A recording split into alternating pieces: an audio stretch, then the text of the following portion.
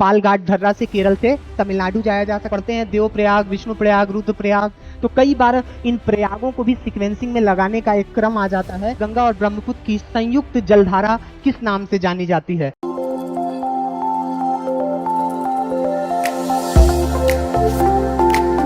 Welcome viewers, स्वागत है आपका एग्जाम 30 के इस प्लेटफॉर्म पे।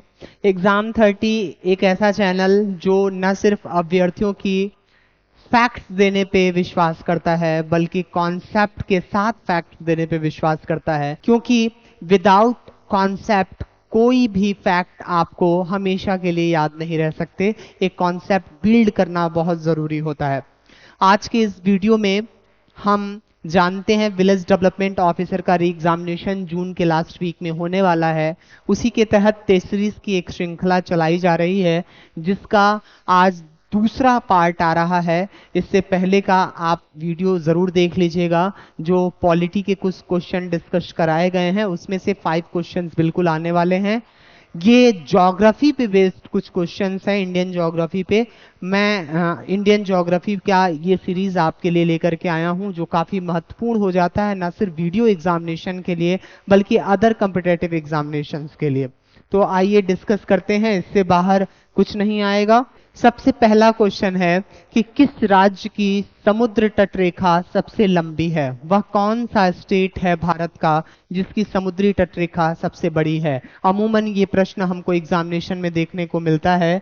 तो ये है आपका गुजरात। कौन है? गुजरात की तटरेखा सबसे बड़ी है। उसके बाद आंध्र प्रदेश का स्थान आता है। तो फर्स्ट नंबर पे है गुजरात और सेकंड नंबर पे है आंध्र प्रदेश। गुजरात में ही गिर राष्ट्रीय उद्यान है, हम जानते हैं, ठीक है। दूसरा प्रश्न, कौन सा महत्वपूर्ण अक्षांश भारत को 2 भागों में बांटता है? क्या वह 23.5 डिग्री नॉर्थ है, 66.5 डिग्री नॉर्थ है, 23.5 डिग्री साउथ या 66.5 डिग्री साउथ है? तो हम देखेंगे 23.5 डिग्री नॉर्थ क्या है। ये भारत को 2 बराबर भागों में विभाजित करता है और ये लगभग किन किन राज्यों से होकर के गुजरता है? यहां मिजोरम, त्रिपुरा, वेस्ट बंगाल, झारखंड, छत्तीसगढ़, मध्य प्रदेश, राजस्थान, गुजरात। 1 2 3 4 5 6 7 8, तो कुल 8 राज्यों से ये 23.5 डिग्री नॉर्थ, जिसे कर्क रेखा भी कहते हैं, कर्क रेखा, ये भारत से होकर के गुजरती है 8 राज्यों से, ठीक है। अगला प्रश्न है, कौन सी पर्वतमाला सह्याद्री के नाम से जानी जाती है? सह्याद्री किसे कहते हैं? ऑप्शन ए है वेस्टर्न घाट, ईस्टर्न घाट, सतपुड़ा रेंज, विंध्यन रेंज। तो कौन सा है? तो हम जानते हैं वेस्टर्न घाट को ही क्या कहा जाता है? सह्याद्री कहा जाता है। ये 6 राज्यों से होकर के गुजरने वाली एक अपभ्रंश वाली क्या है? पर्वत श्रृंखला है। हम जानते हैं कि भारत का पश्चिमी घाट पर्वत एक पर्वत ना होकर के बल्कि भ्रंशन की वजह से समुद्र में भूमि दब गई है और जो ऊंचा स्थान बचा वो पर्वत की तरह से दिखने लगा, तो उसे वेस्टर्न घाट माउंटेन कहते हैं। 6 राज्य कौन से हैं जहां वेस्टर्न घाट गुजरता है? गुजरात, महाराष्ट्र, गोवा, कर्नाटक, केरला एंड तमिलनाडु। तमिलनाडु में ही पूर्वी घाट, तमिलनाडु और केरल और कर्नाटक के बेस्ड पे आकर के ऐसे पूर्वी घाट और पश्चिमी घाट मिलते हैं, ठीक है। ईस्टर्न घाट आपको उड़ीसा से लेकर के नीचे तमिलनाडु तक मिलेगा। वेस्टर्न घाट जहां सतत हैं, यानी ये लगातार हैं, कहीं भी गैपिंग नहीं है सिवाय दर्रों के, पासिंग है। पूर्वी घाट कटे फटे पर्वत श्रृंखलाओं का स्थान है। यहाँ पूर्वी घाट में सबसे सर्वोच्च चोटी है महेंद्रगिरी। महेंद्रगिरी इसकी सबसे सर्वोच्च चोटी है। वहीं पश्चिमी घाट की सर्वोच्च चोटी, दक्षिण भारत की सर्वोच्च चोटी पाई जाती है अनाईमुडी। अनाईमुडी ये दक्षिण भारत की सर्वोच्च ऊंची चोटी है। और इस पश्चिमी घाट श्रृंखला में थाल घाट, भोरे घाट और पाल घाट दर्रे पाए जाते हैं जहां से पासिंग की जा सकती है। पाल घाट दर्रा से केरल से तमिलनाडु जाया जा सकता है। भोरे घाट से कहां से जाया जा सकता है? नासिक और पुणे के बीच में ये जो है जोड़ता है। फिर उसके बाद अभी इसमें था सतपुड़ा रेंज। तो सतपुड़ा रेंज और विंध्यन रेंज के बीच में हम जानते हैं कि विंध्यन रेंज ऊपर है, नीचे सतपुड़ा है और बीच में गैपिंग है, भ्रंशन है और इसी में से नर्मदा नदी बहती है। नर्मदा नदी बहती है। तो नर्मदा नदी और तापी नदी भ्रंश के आधार पे बहने वाली नदियां हैं भारत में।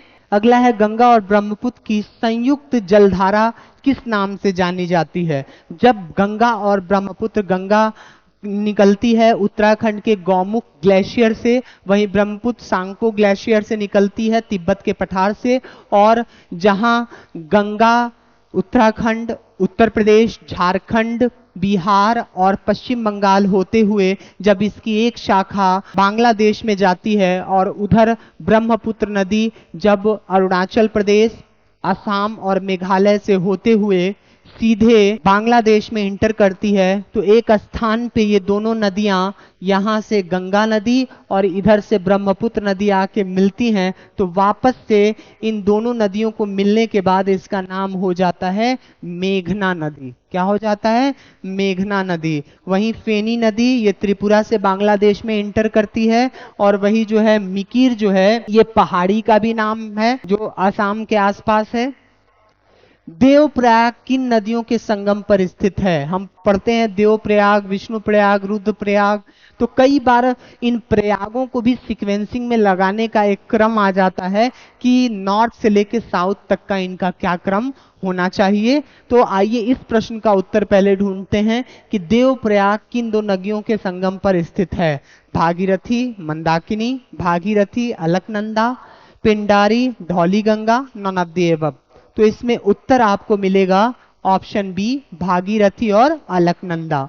अब आते हैं नॉर्थ से लेके साउथ तक वाला समझ लेते हैं। तो एक फॉर्मूला है वी नंद करु देव। पंच प्रयाग है, देखिए वी नंद करु देव। यहां पे हो गया आपका विष्णु प्रयाग, नंद प्रयाग, कर्ण प्रयाग, रुद्र प्रयाग और देव प्रयाग। तो वी नंद करूं देव, वी नंद करूं देव, ऐसे याद कर लीजिए। वी नंद करूं देव, हे देवता हम आपकी नंदन वंदना करते हैं। वी नंद करूं देव।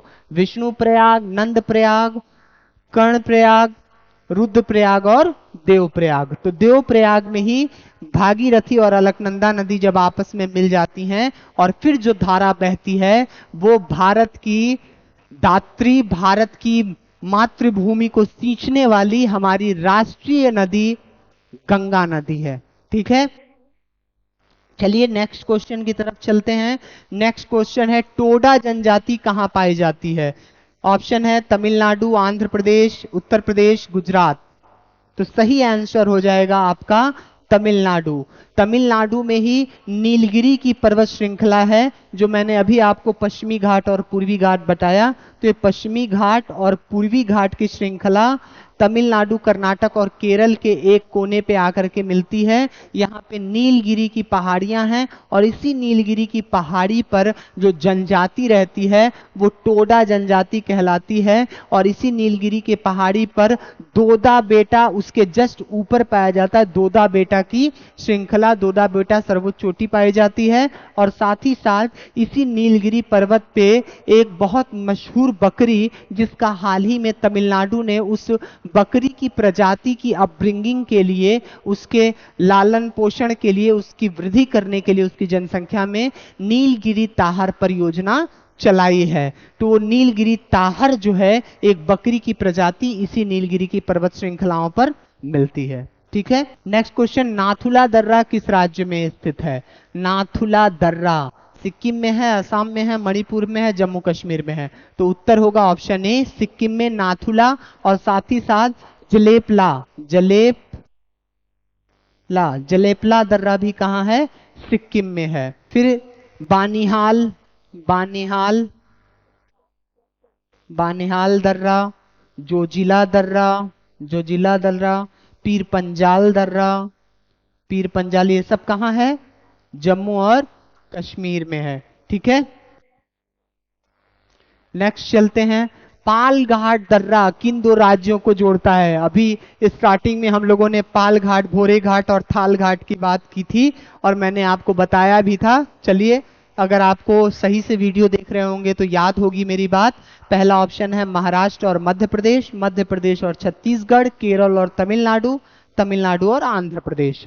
कौन सा ऑप्शन सही होगा? तो केरल और Tamil Nadu, option C is the right answer. Palghat से केरल से तमिलनाडु जाया जा सकता है। दर्रा कहते हैं दो पर्वतों के बीच में जो खाली स्थान होता है उसको पास या दर्रा कहते हैं। ठीक है, भारत का कौन सा राज्य चीन, नेपाल और भूटान की सीमा को स्पर्श करता है? यानी वो एकमात्र राज्य कौन सा है जिसमें तीनों ही देशों की सीमाएं क्या करती हैं? मिलती हैं। क्या वो असम है, क्या वो उत्तराखंड है, अरुणाचल है या सिक्किम है? तो आप देखेंगे option is D is right answer, Sikkim. ये पोर्शन देखिए जरा, ये नॉर्थ ईस्ट भारत का नक्शा है। यहां पे है आपका भूटान, यहां पे है चाइना और यहां पे है नेपाल और ये बीच में है भारत का एक अभिन्न हिस्सा।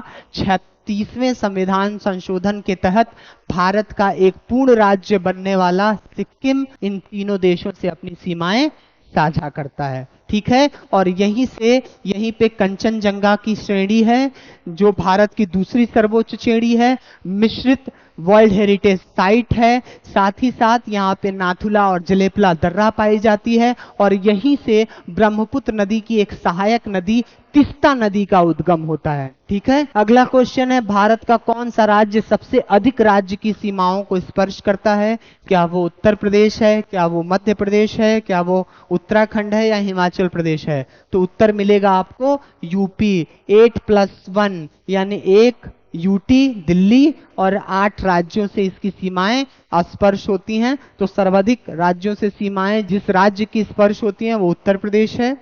अगला देखें, अगला यही कह रहा है कि थैंक्स फॉर वॉचिंग। अब तक सब्सक्राइब नहीं किया है चैनल को तो सब्सक्राइब कर लीजिए, क्योंकि ये चैनल आपके लिए रामबाण साबित हो सकता है। क्योंकि हर प्रकार के सवाल जो आप नेट की दुनिया में ढूंढ रहे हैं, जीएस से रिलेटेड, एग्जामिनेशन से रिलेटेड, उन सवालों का जवाब आपको एग्जाम 30 देने का पूरा प्रयास कर रही है और मुझे उम्मीद है आपको ये सीरीज बहुत पसंद आ रही होगी। तो अन्य अभ्यर्थियों तक भी पहुंचाने का प्रयास करें। धन्यवाद आज की क्लास के लिए। जुड़े रहिए हमारे साथ एग्जाम 30 प्लेटफॉर्म पे। जय हिंद।